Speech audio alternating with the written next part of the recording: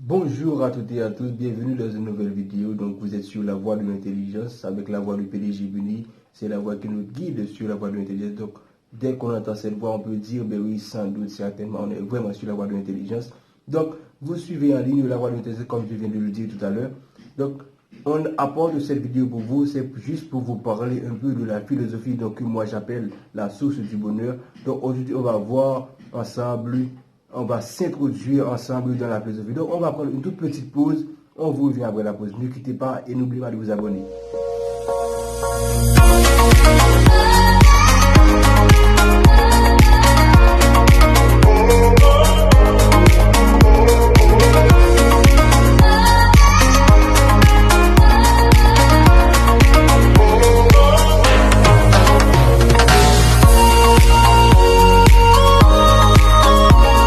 Après la pause, mes chers amis, donc on va continuer avec ce qu'on avait dit dans l'intro, qui est de vous parler un petit peu de la philosophie.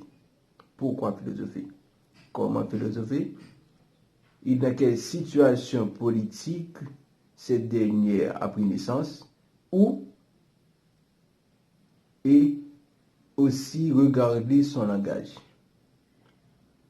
Donc, mes chers amis, pour bien vous dire, la philosophie a été prononcée pour la première fois, le mot philosophie, c'était par Pythagore. Lors d'un discours, il y a quelqu'un qui lui a demandé est-ce qu'il est un sage. Il a répondu, non, je suis un amoureux de la sagesse. Donc, il n'est pas la sagesse, il prétend la sagesse. Il essaie d'acquérir la sagesse. Il aime la sagesse. Donc, mes chers amis, on ne sait pas encore dans quelle situation politique, mais où et quand elle a été née, elle a pris naissance. C'est au 6e siècle avant Jésus-Christ. Au 6e siècle avant Jésus-Christ, plus précisément dans la cité de Milet. Maintenant, son langage. Que signifie le mot philosophie? Philos, sophos, deux mots grecs. Deux mots grecs qui forment la philosophie. Philos, amour. Sophos, sagesse. Pour bien vous dire littéralement, philosophie signifie amour de la sagesse. Donc, mes chers amis, vous allez finir par comprendre, un philosophe, c'est quelqu'un qui aime la sagesse. Mais attention, qui n'est pas la sagesse. Mais il aime la sagesse, il essaie d'acquérir la sagesse. Ce que vous devez savoir, c'est à noter. Donc, comme j'ai mis sur le Parisien en ligne, dans la citation célèbre, j'ai mis une citation qui est philosophie, c'est la base d'une bonne éducation. On va voir pourquoi. On verra ça. Maintenant, on va essayer de voir dans quelles conditions sociopolitiques elle est née. Auparavant, bien oui, j'ai dit que la philosophie, c'était au 6e siècle avant Jésus-Christ, mais pour que la philosophie ait pris naissance, c'est parce que les hommes,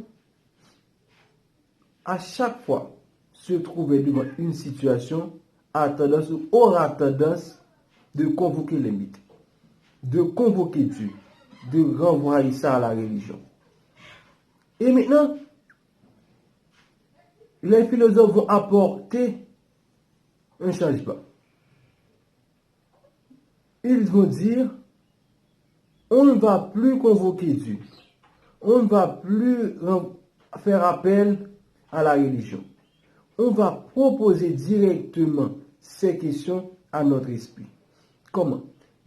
Maintenant, lorsqu'il se trouve devant une situation qu'il ne maîtrise pas, qu'il n'arrive pas à expliquer, il dit, donc, voilà une situation qui se présente. Je ne comprends pas. Je n'arrive pas à expliquer. Je suis étonné. Cet étonnement-là, de manière philosophique, à différencier de l'étonnement du sens commun, va pousser l'homme à chercher à savoir. Maintenant,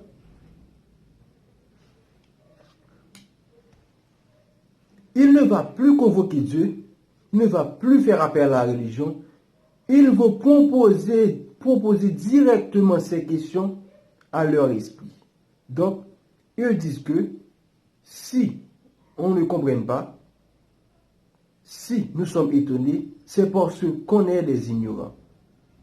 Et maintenant, dès qu'on sait qu'on est ignorant, il va falloir être savant. Et maintenant, vouloir être savant, c'est poser des questions. Et la personne qui commence à poser des questions, c'est celle-là qui est en train de philosopher. Ce que vous devez savoir. Maintenant, ces questionnements-là sont posés indirectement par l'étonnement. C'est l'étonnement indirectement qui cause les questions. Ce que vous devez savoir. Justement, mes chers amis, pour continuer, philosopher, dit Descartes, revient donc à activer ce qui était inactif en nous. Qu'est-ce qui était inactif? Notre esprit, notre raison. Donc, on va faire ça, c'est comme une table. On met toutes les connaissances que nous avons eues dès notre naissance sur la table. Et on va ensemble regarder et pour en garder les meilleurs. Et toutes les connaissances qui ne répondent pas aux exigences de la philosophie, on met tout ça de côté. Et maintenant, on garde les meilleurs. Parce que dès qu'on commence à questionner, on va apporter une césure, une rupture. On ne va plus laisser les autres penser à notre place. Maintenant, on utilise le clip de la pensée critique, qui est la raison. Dès qu'on commence à raisonner, personne ne peut penser à notre place. On est maintenant maître de notre esprit, maître de notre pensée. Là maintenant, on commence à exister, on commence à comprendre le monde, à voir son sens. Maintenant, on va essayer, dès que on commence à philosopher, les questions primordiales ou universelles qu'on commence à poser, qui suis-je? Pourquoi je suis là? Voilà les questions. Il y a tant d'autres questions à poser, donc je ne vais pas faire encore une vidéo sur les questions. Donc, on laisse qu'à ça pour une prochaine vidéo. Oui, on va seulement rester, pas seulement rester, excusez-moi. Donc, vous allez finir par comprendre que la philosophie n'est pas une science. N'est pas une science. Et pourtant, on utilise les mêmes démarches qu'utilise la science pour la philosophie.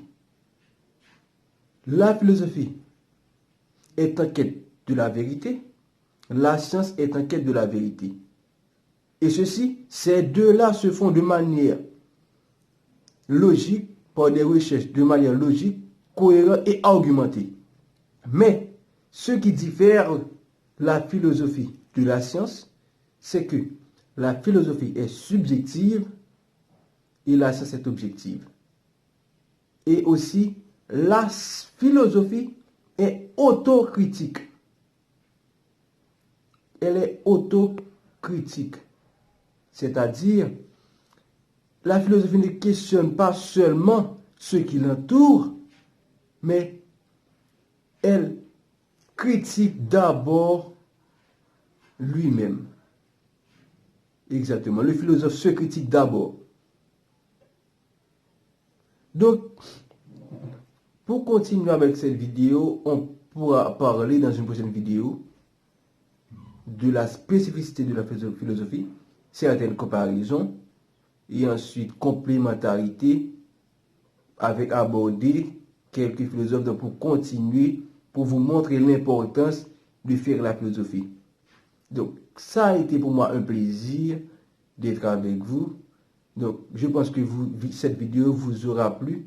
Donc, si c'est le cas, n'hésitez pas à abonnez-vous, laissez un like, partagez cette vidéo. Et ceci, si vous avez des commentaires, laissez-les. Si vous avez des questions, excusez-moi, laissez-les dans les commentaires. Donc, à la prochaine. Bye bye.